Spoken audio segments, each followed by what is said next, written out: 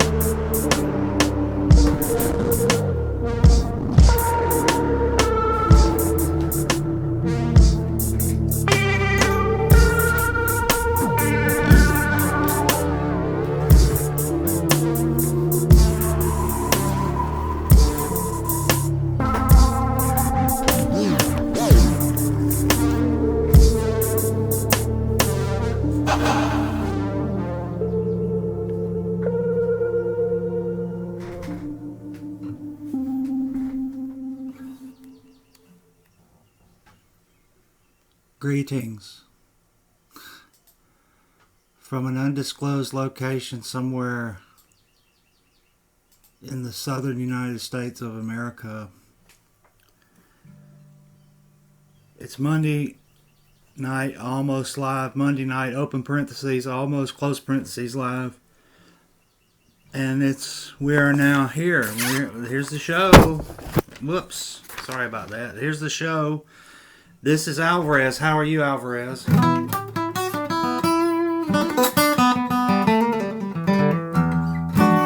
Hey, that's cool. Okay, well, let's get right into it. I was talking to a good friend of mine, Richie, the other day, and he used the word malevolent.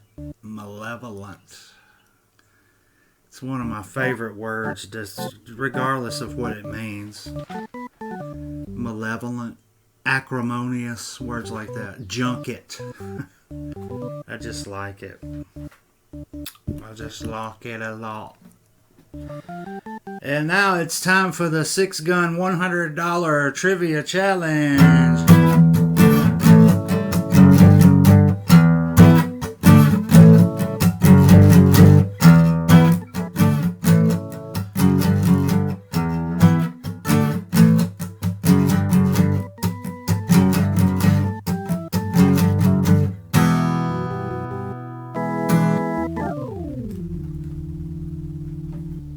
This is the part where I answer trivia questions.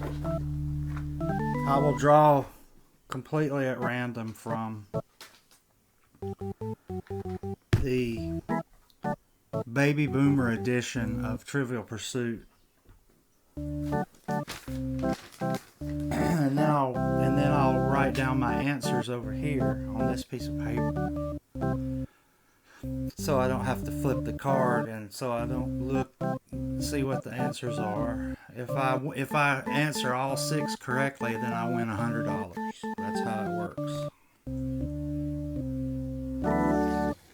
Okay, here's the categories are television, stage and screen, nightly news, publishing, life and times, and music, RPM. So I drew a card completely at random. Now I will answer completely at random. Is anything truly random if you think about it? What do you think of as random as rolling dice?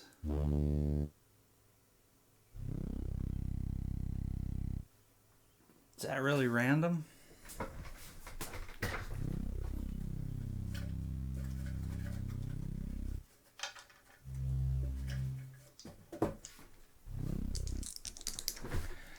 Is this really random? I rolled a 4.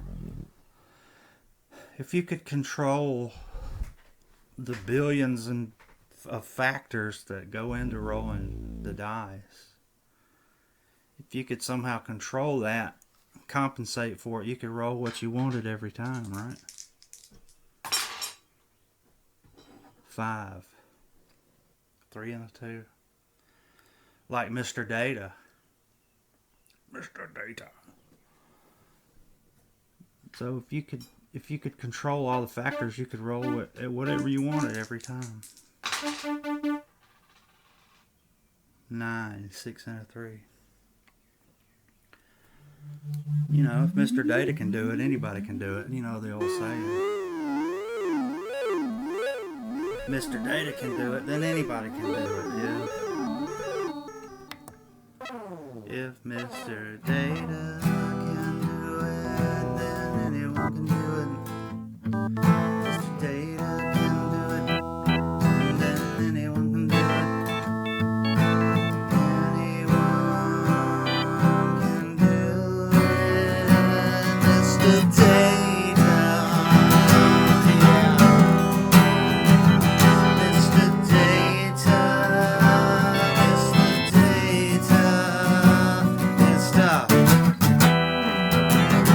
yeah. Question number 1, television.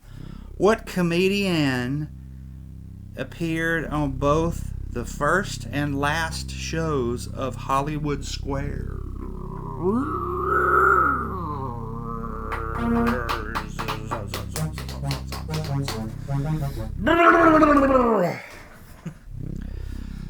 Shaking out the cobwebs. What comedian appeared on both the first and last shows of Hollywood Squares?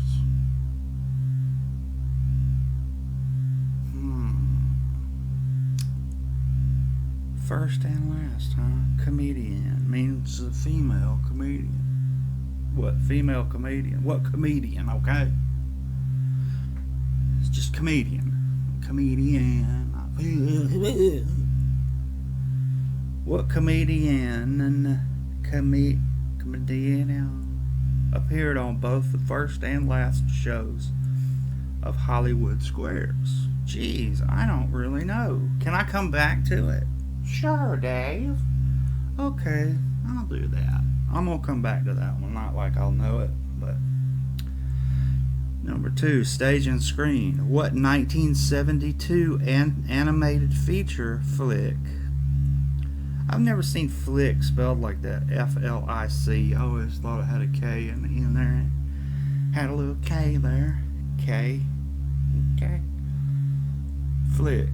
What 1972 animated feature flick opened with the words, "Hey, yeah, the 60s, happy times, heavy times"? Hey, yeah, the 60s, happy times, heavy times. Hey, yeah, the 60s, happy times, heavy times. Hey, yeah, the 60s, happy times, heavy times. Hey, yeah, the 60s, happy times, heavy times. Hey, yeah, the 60s, happy times, heavy times. Hey, yeah, the 60s, happy times, heavy times. And then it goes sad. And now we're sad.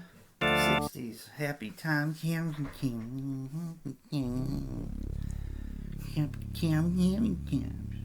1972 animated feature flick. There can't be that many animated feature flicks from 1972, right?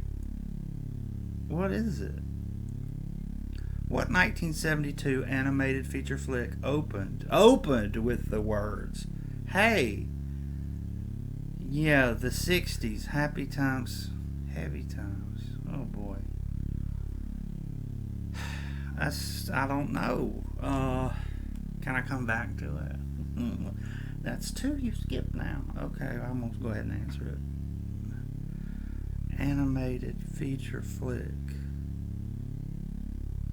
Animated 60s. Oh, so it was 1972 and it was about the 60s.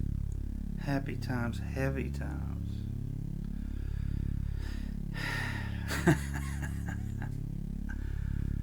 Good. I got stuck between good Lord and gosh. Good. I don't know. I truly don't know that. The Hobbit. I don't know. The Hobbit. I'm writing down The Hobbit like that's going to be something. What comedian? I'm going to say on that one, I'm going to say Ruth Buzzy.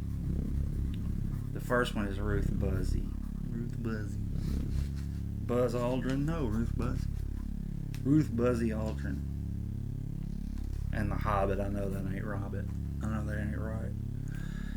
Number 3, nightly news. What 3-word conclusion did the Warren Commission report come to on September 24th, 1964? The Warren Commission, I think, was about JFK assassination. What 3-word conclusion is? We don't know. We don't know. What boxer did Gay Talese write about in an Esquire article titled The Loser? The Loser. What boxer did Gay Talese write about in an Esquire article titled The Loser? What boxer? The Loser. Joe Louis. No, that ain't right, probably. Life and Times. What were barbiturates laced with benzodrine nicknamed? What were barbiturates laced with benzodrine nicknamed? Bennies. They were nicknamed Bennies. Music. Who teamed with Ed Burns for Cookie, lend me your comb? Cookie, lend me your comb. I dropped my pen. And Cookie, lend me your comb. Cookie, lend me your comb. Cookie, lend me your comb. Cookie, lend me your comb. Cookie, lend me your comb. Cookie, lend me your comb. It's a funny song if you've ever heard it. Cookie, lend me your comb. Lend me your comb. Who teamed with Ed Burns for Cookie? It's a guy. It's a name. It's a guy. It's a guy. It's a guy, and his name is Ed. No, Ed Burns. It's a guy, and his name is. Check. It's a guy and his name is check. Is this coming through? Check. It's a guy and his name is Don Feldspargen. Dan Feldspargen. I'm quite sure that's it. Okay, flipping the card now. Doesn't seem to be anyone around. I like that noise. I like that. I like the way that sounds right there.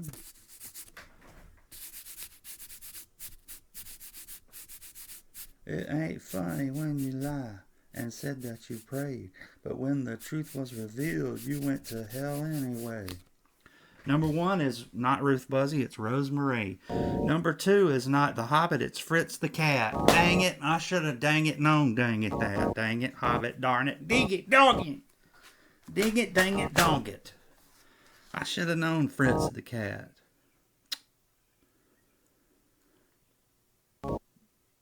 The next one, Nightly News, Oswald acted alone. Not We Don't Know. Oswald acted alone. Let's not get into that. Oswald acted alone. Let's not get into all that. But most foul. The Beatles are coming and they want to hold your hand. It's a good song. And Floyd Patterson, not Joe Louis. Goofballs, not Benny's. And Connie Stevens, not Don Feldspargen, believe it or not. Well, that's the way a cookie crumbles on the old game show known as the Six Gun $100 Trivia Challenge. Yeah.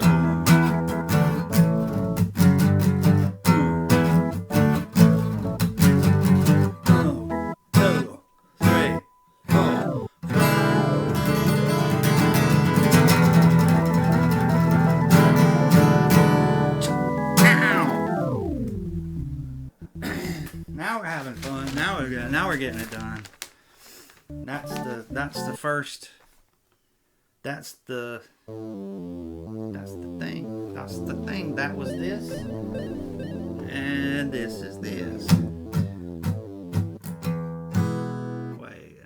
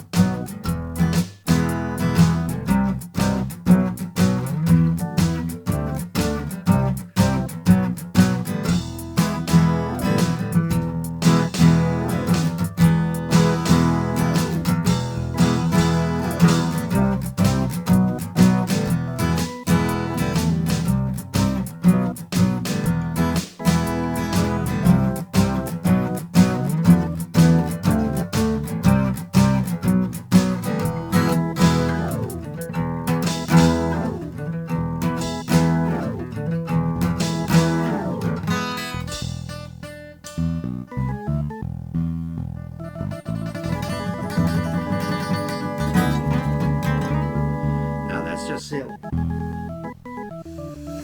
You got to let silliness roll, according to Mr. What's his name? Bob. What's his name? Oh yeah. So, have you heard about the trial, Alvarez?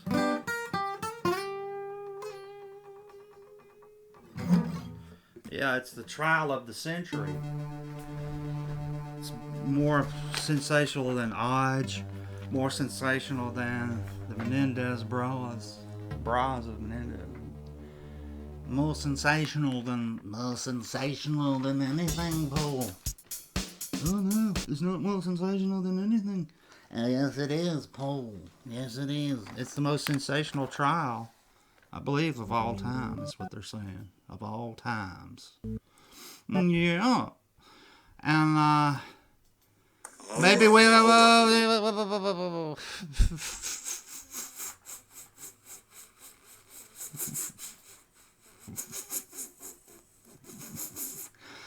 Maybe we can listen in, perhaps, and see what in the world's going on. Let's see if we can get down there with a microphone on the in the courtroom there itself and see if we can hear it.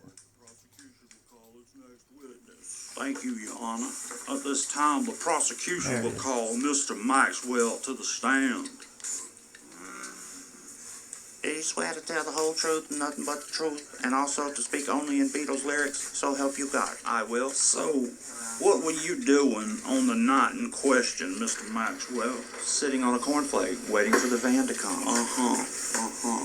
So you were waiting for a ride. You don't have a vehicle? I got no car, and it's breaking my heart. Well, now, I'm real sorry to hear that, Mr. Maxwell. Real sorry. Was there anybody traveling with you? I was alone. I took a ride. I see. Where were you headed, Mr. Maxwell? Nowhere, man. Your Honor, please, this man is being evasive. Mr. Maxwell, you will answer the question directly, or I will hold you in contempt. Thank you, Your Honor. Mr. Maxwell, let's skip ahead a little bit.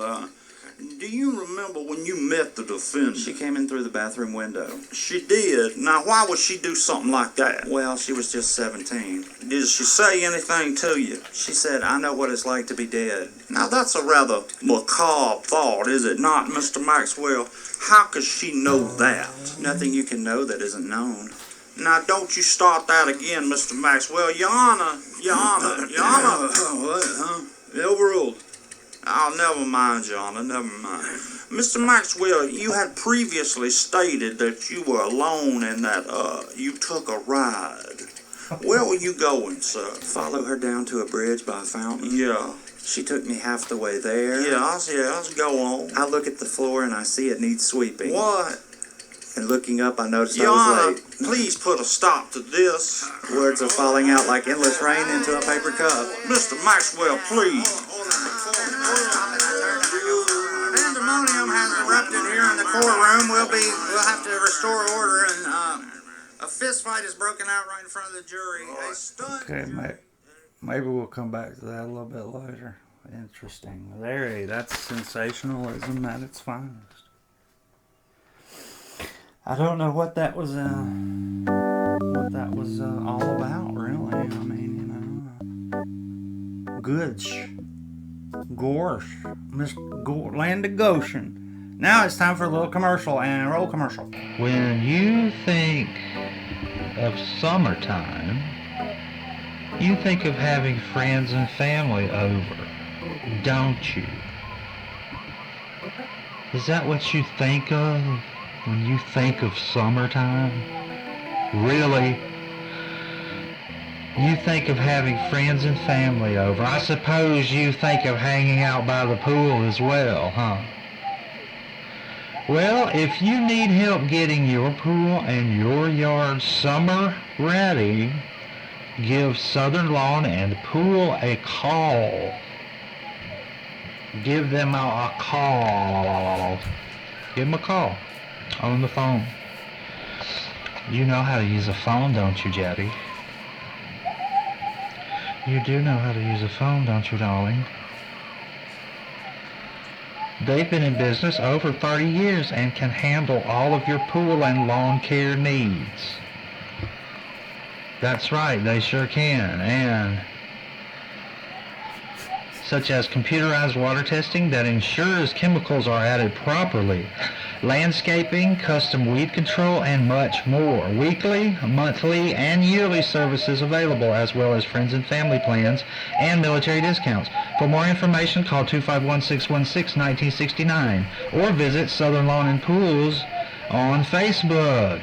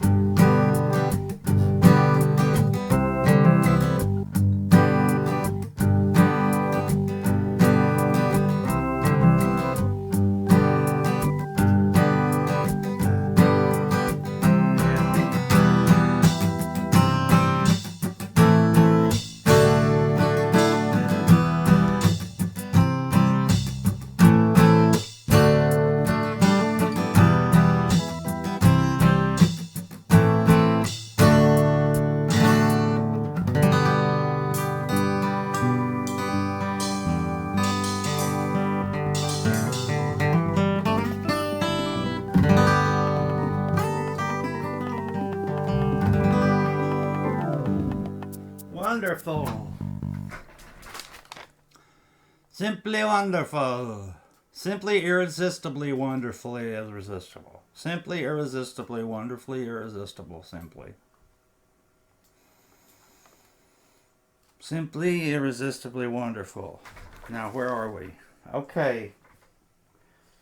Now, this is very interesting. We have a man coming into the studio now who is actually from the future. He agreed to a quick interview, and I will interview him. He is coming into the studio now.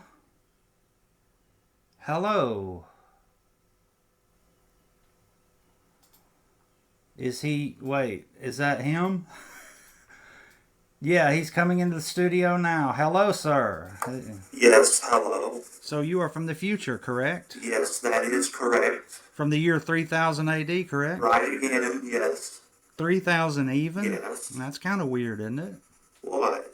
It's a weird coincidence. I don't see what you mean. I traveled here from the year 3000. Okay. Well, do you have a job? Yes, I am a professional hologram distinguisher. A hula hunter? Well, sometimes people become confused about whether or not they are looking at a hologram, you see. So, then what? Well, then that's where I come in to help them figure it out. Do you get paid in money? Yes, well, I get paid in credits. Basically the same thing. Do you get paid in a lot of money? Well, I mean, I do okay. I'm certainly not rich or anything. Will Millie Bobby Brown ever star in a Judy Garland biopic? Of course, that happens in a couple of years from now. Now? Yes, you're now. You mean now?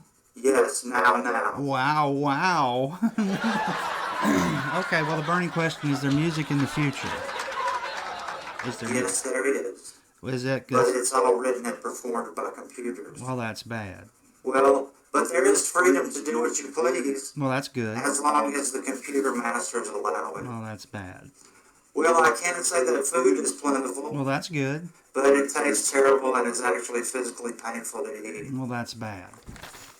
Well, I have to go. Okay, well, we'll see you later there, buddy. Good luck in the future. Good luck with all your endeavors in the future. Mr. Future Man. Mr. Future Man. Mr. Raggedy Man. Yeah. He was from the year 3000. That's a long time from now. Isn't that? Excuse me. Okay, now it's time for a little story, a little thing we call List of 5 Things. Hooray. Now this is a list of 5 times that a guy had guts, and guts is enough. This is 5 times a guy had guts, and guts is enough. Number 1, of course, Private Joker had guts, and guts was enough because he stood up for what he believed in, despite what was his name? Hartman. And number 2, Bob Denver. Bob Denver stands up to the producers of Gilligan's Island. If you've ever noticed in the song where it says, and the rest, the first couple of episodes, they just said and, without saying the professor and Mary Ann. They just said and the rest, marginalizing them, pushing them to the side almost, like they didn't even matter. But Bob Denver went to the producers of the show and said, look here, if you don't put their characters' names in the song, guess what? I'm walking out of here. That's what he did. He said, and good luck getting another Gilligan. That's what he told him. He said, good luck getting another Gilligan. Bob Denver was very cold and cruel, and no, he wasn't. But he did. He stood up for, let's see if Dawn Wells and Russell Johnson's, they had their characters marginalized in the theme song. And Bob Denver would have none of it. He said no. Number 3 is Jackie Gleason. He had guts, and guts was enough. He moved his whole show from New York City to Miami. The CBS show, the whole shebang, the whole shooting match, the whole thing. He moves to Miami. Why? Because he wanted to play golf year round. He wanted the sunshine. Now that's guts. That takes guts, and guts is enough. Number 4, Jackie Gleason says no to who knows how much money they wanted to pay him to keep doing the Honeymooners. But he said no because he thought the quality was not there. He didn't think it was as good, and he didn't want to put on a show that wasn't as good. Now that's guts to me. And then guess what? About 40 years later, Jerry Seinfeld does the same thing. That's number 5. Jerry says no. I think Jerry might have waited a little bit too long, but I can't fault the man for that. At least he had the guts, and guts is enough to stand up and say, no, the quality of the show is lagging, is not as good as it was. So I'm just, now you think about, I wonder how much money they backed up several Brinks trucks to Jerry Seinfeld's back door. People always say that. They had wheelbarrows full of money and gold bullions, doubloons, trinkets, yeah, that's 5 times a guy had guts, and guts is enough. Maybe next time I'll do 5 more times girls do it.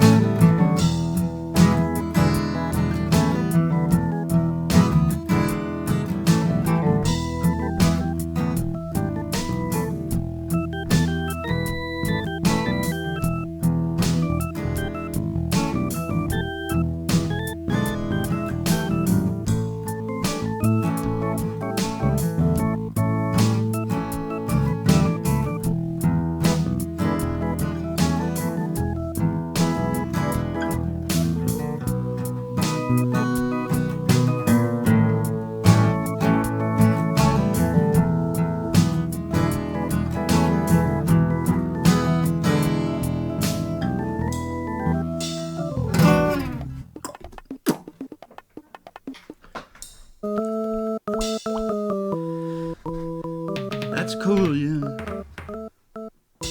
Malevolent, acrimonious junket. What else? One of my least favorite words is foodstuffs. It's a useless portmanteau. Useless. I like portmanteaus. They're words that smog, smoke, and I just recently learned this. Portmanteau is a word that, let me put on a little Vic Save. You ever put on that Vic Save? Can you hear me? Putting on that Vic Save. Putting it right on my nose. My nose gets stopped up and I start sniffing. Sounds like I'm Tony Montana over here. But what was I talking about? Oh, portmanteaus.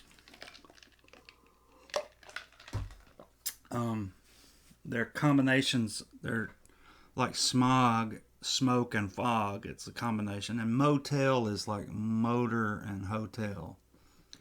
Motel is more like, motel is the one where you open the door and you're in the street, basically.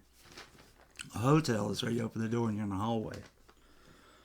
Motel, different. It sounds like a bit. The difference between motels and hotels. A hotel is nice. A motel is where you most likely get somebody banging on your door at 3 o'clock in the morning, trading sexual favors for money. It's ironic. That should be a hotel, but it's a motel.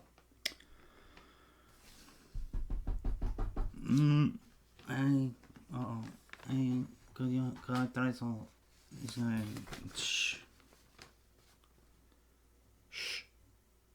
Oh, it's time for the greatest love of all, the Andy Griffith clip.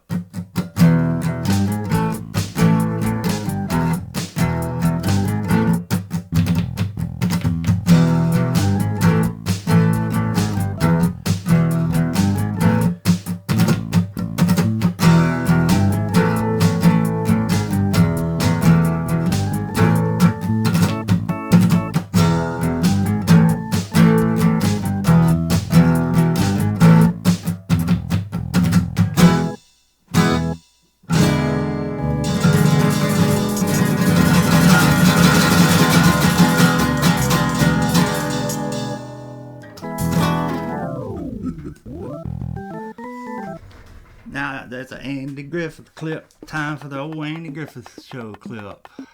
Let's see.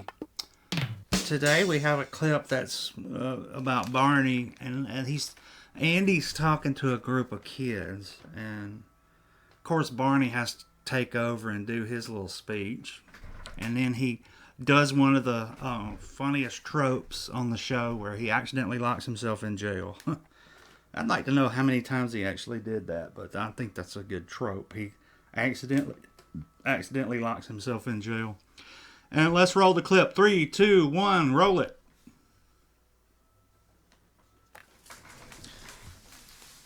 You remember to behave yourself and tell that new boy the same goes for him. Just a minute, lads. Andy, I'd like to say something if you don't mind. Barney. Please, Andy, this is important. Now, lads, I'd like to add a word or two to what the sheriff has said, so as to make everything absolutely clear. I think it's only fair to warn you if you keep on getting in trouble and breaking the law, it could only lead to one thing, and that's incarceration. Now, I know none of you likes the idea of being incarcerated. The idea does scare you a little bit, doesn't it? Of course, and we don't even know what it means. Well, to be incarcerated... I know what it means. It means when the doctor gives you a shot. No, I said narculated. No, I mean jail, locked up. Now, boys, if you'll just step over here... Barney. I'm not finished. Lads, these are our maximum security cells. This is where convicted persons are inoculated. Incarcerated. What I say? Inoculated, like when the doctor gives you a shot. Oh, they know what I mean. Yes, lads, take a good look. This is the last stop on the road of crime. A man confined to prison is a man who's given up his liberty, his pursuit of happiness. No more carefree hours. No more doing whatever you want, wherever you want. No more peanut butter and jelly sandwiches. Man in prison, I serve what I do. You know what I mean? Until he's paid his debt to society. And then you go, sorry, boy, innit? Yeah. Why can't you have peanut butter jelly sandwiches in prison? Barney. They came one day on a street corner where it broke a street down. Barney. Where it'll end? Right here. Take a good look, lads. Because it definitely is no fun. When the iron door clings shut on you.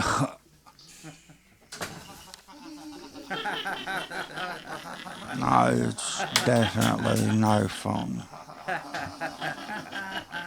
I believe that's all the deputy had to say. Come on, boys, you can go on now. But remember, behave yourselves.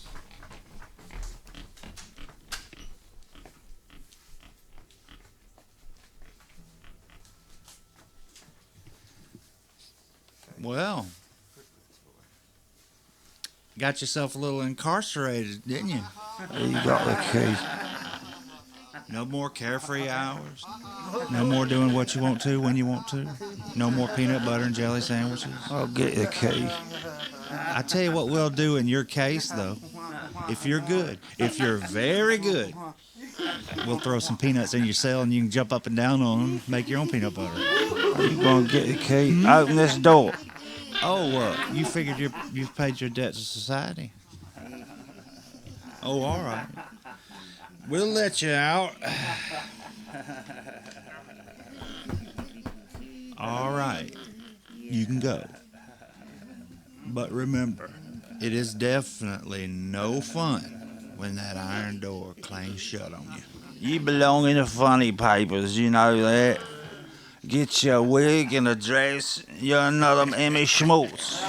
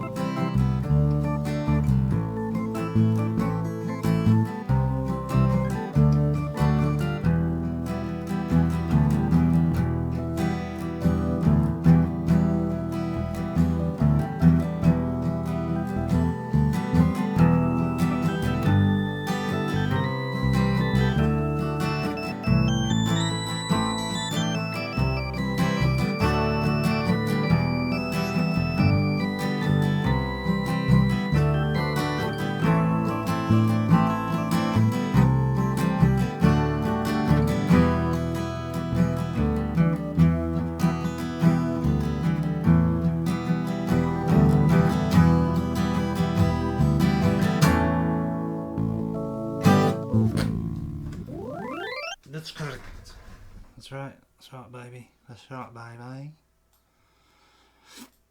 That's right.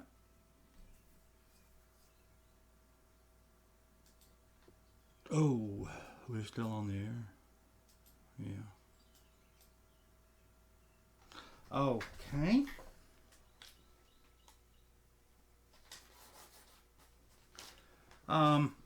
Now a word from our sponsors.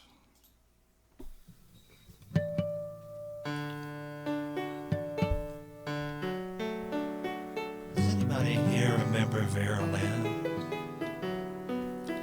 Does anybody here remember Vera Lynn? Does anybody here remember Vera Lynn? How about shopping at True Value store? True Value, it's the place to go. Shop there, why don't you?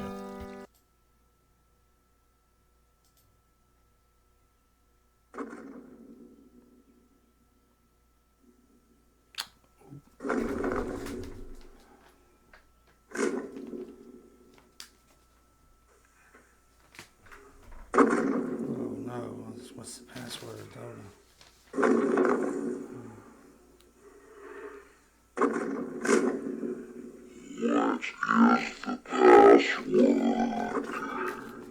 Life's Sweet Mystery. Thank you.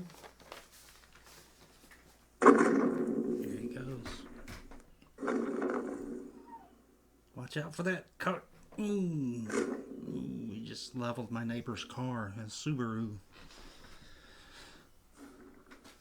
He's handed me this envelope, and it's it's a story. It's a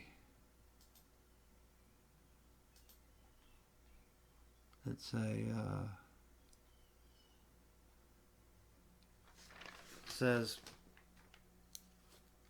the best Western of all time, sponsored by Best Western. And okay, Best Western sponsored by Best Western. Squinting under the relentless midday sun stood the movie Tombstone.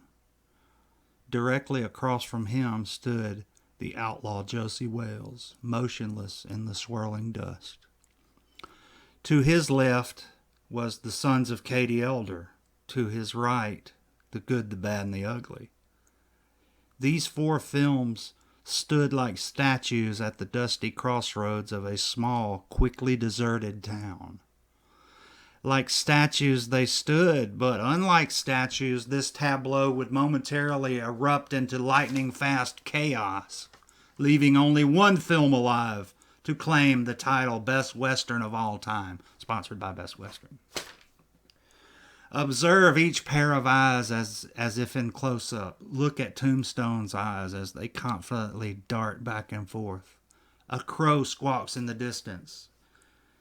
Now see the outlaw Josie Wales' eyes in close-up. See how they coldly evaluate the situation, moving from holster to holster, determining each man's drawing speed. The Sons of Katie Elder's eyes seem to monitor the surrounding environs, gauging wind direction and even humidity. The Good, the Bad, and the Ugly's eyes flit back and forth with malevolent glee, scanning everything and anything. Now imagine you are observing this confrontation from above, as if you were standing atop a nearby building. Another crow squawks in the distance, as the waves of heat distort your vision. Suddenly, almost simultaneously, 4 shots ring out as one.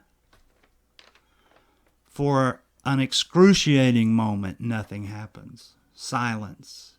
Then the Sons of Katie Elder's knees buckle and he goes down in the dust, dead on the spot as the other 3 stand motionless with guns out. Tombstone falls face first next like a tree onto the dirt street. A cloud of dust accompanies the whomp noise of his body hitting the ground. After another moment, the outlaw Josie Wells buckles and falls like a sack of wet potatoes, leaving the good, the bad, and the ugly standing alone, victorious. Yes, the good, the bad, and the ugly is named the Best Western, sponsored by Best Western.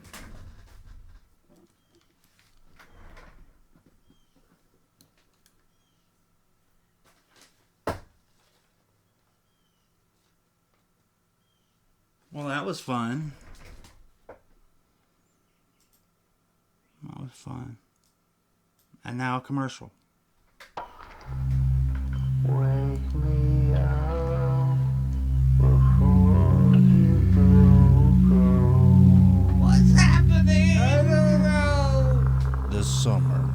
Don't leave me hanging on like a yo-yo. What's happening now? I still don't know. Wake me up before you go. The Materialization, rated R.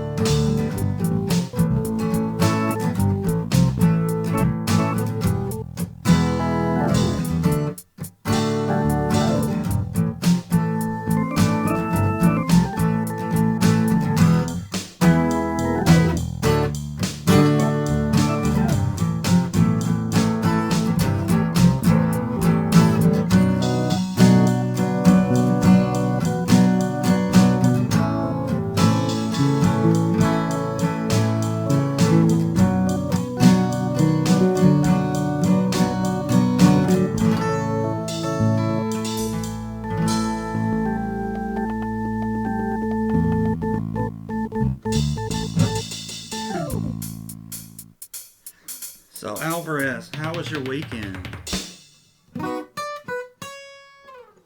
Yeah. Really? That many?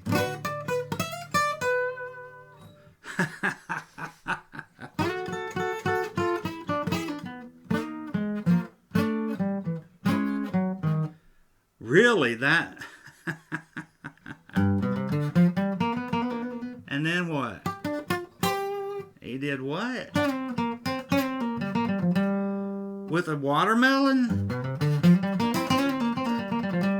Wow, that's crazy. Man, you have the greatest parties. Alvarez throws some of the craziest parties. If you ever get invited to one, I'd say go, but chances are you probably never get invited to one anyway. I've never been invited to one, so why should you be invited to one? Who are you? You're nobody. That's who. You're nobody. You're nobody until somebody. You're nobody until somebody loves you. You're nobody until somebody loves you. Yeah. Oh boy, okay. Oh boy, okay, oh boy. Okay, oh boy. Let's read some random news stories that are on this news feed that I have. News page. Little known news page. Something about the Beatles. Shocking revelation. The Beatles never showered. What a headline. Let's read. The recent tell-all book by longtime Beatles road manager Max Evans claims that the Fab Four were not overly fond of washing up and were very confused about bathing in general.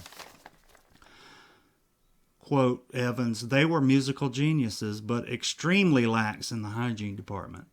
That's what Evans says. In the book, Evans states that when they checked into the Grand Hotel in Switzerland, Paul took him aside and asked what the little room with the water pipe in the ceiling was for. Evans goes on to say that Ringo was the worst offender. I guess it was because he was the drummer and worked up more of a sweat than the other three. He could really clear a room, says Evans. Look for Listen, Do You Want to Know a Secret by Max Evans in fine paperback stores everywhere. Now. Go look for it now. Why are you still sitting there? Go, do something for Pete's sake. That's a strange news story, isn't it? Isn't it? Strange news story, isn't it? Oh, here's one about a partial list of the greatest names in sports. This could be a top 5 list. This could be partial list of the greatest names in sports. Harmon Killebrew for the Minnesota Twins. Harmon Killebrew. Sounds like a guy you'd want to have a beer with. Or maybe not. Killebrew. Harmon Killebrew. He probably doesn't even drink beer. Would that be ironic?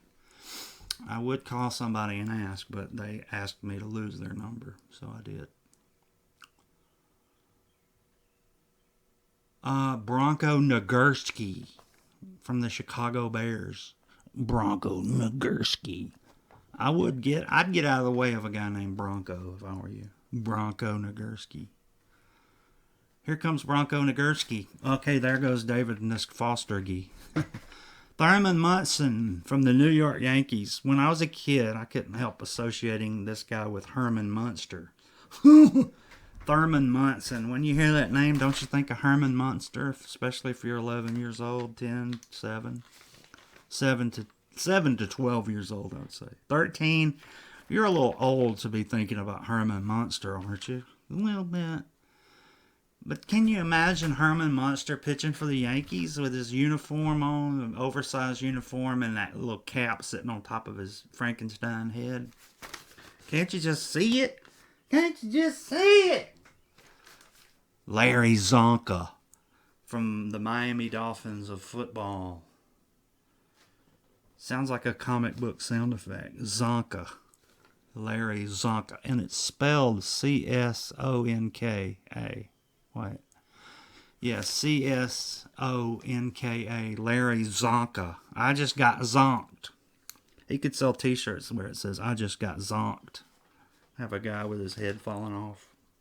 Bandages all over his knee pads and toes. And Larry Zonka. Ooh, Wahoo McDaniel from the New York Jets of football. The New York Football Jets. He was the only guy in the NFL to have his nickname on his jersey. Wahoo. Yeah. And there's a picture of him with an Indian headdress on, Native American headdress on. He looks cool. But his name was Wahoo McDaniel. The only guy in the NFL to have his nickname on his jersey. I would say that. I don't know if that's ever been done before or since. A guy with his nickname on his jersey. Well, there was that Ocho Cinco stuff. But he legally changed his name, didn't he? The Ocho Cinco. Chad Ocho Cinco. I believe he did. Let's look that up. Not now, but we'll look that up some other times. And for the good times, tell me. Oh, unearthed treasure. Oh, check this story out. Recent dig at Graceland unearths a hidden treasure trove of Elvis memorabilia. Oh, that's interesting. Oh, Elvis is always big news. Recent dig at Graceland unearths a hidden treasure trove of Elvis memorabilia. During the routine repair of an underground water line behind the sprawling Memphis estate known as Graceland, workers discovered a wooden chest containing several never-before-seen items. Among them was a script to what appeared to be a film that the king was working on shortly before his death in 1977. Wow, Elvis died in 77. That's the same years that Star Wars came out. Elvis died and Star Wars came out the same year. Is that right? Working on shortly before his death in 1977. Although the original manuscript is being studied under tight security, we here at APM News were able to get a peek at the title page of the script, which also contained a brief synopsis. That's another one of my favorite words, synopsis. Richie, synopsis. So we got malevolent, acrimonious, junket, and synopsis. Make a list. I say brief synopsis. Reprinted below is the text as it appeared. Title: It's Apocalypse Now or Apocalypse Never. Written by Alan Smithy. What a title. Elvis will play Mike Elliott, a freewheeling Marine singing and charming his way down a dangerous river in Cambodia. Mike and his crew are on a secret mission to find a wacky colonel, played by Don Rickles. Included are several brand new songs by Elvis himself, including Dang Old River, My Rockin' Delta Sweetheart, and Ricky Tick Baby. More details as they appear. That's a very interesting kind of story, man. Very interesting. Very, very interesting. Oh, we got to do the featured artist. We almost forgot to do the featured artist. The featured artist. Okay, featured artist. 3, 2, 1, go.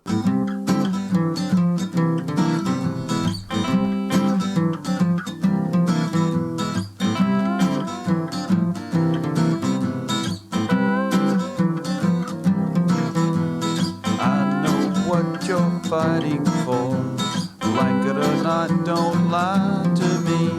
I know what you're fighting for, like it or not, don't lie to me.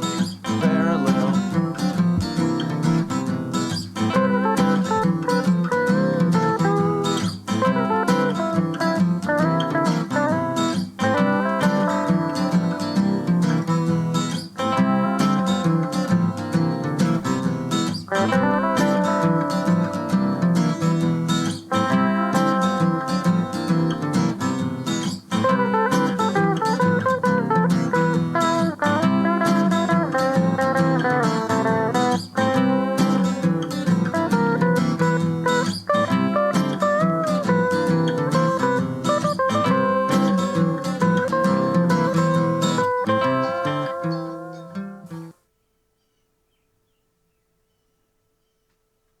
Whew, short and sweet.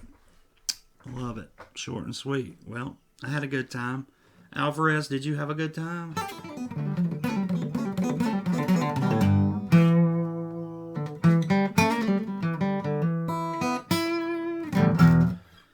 Alvarez had a good time. I had a good time. The band had a good time.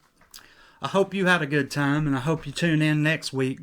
Same channel, and I don't want to say that. Same fat time, same fat channel. I wish I could cut that out, but you know, hey, now cut that out. Who said that? Now cut that out. Billy Goodman. Okay, bye everybody. Had a good time. I hope to see you next time on the show. Bye. I love you.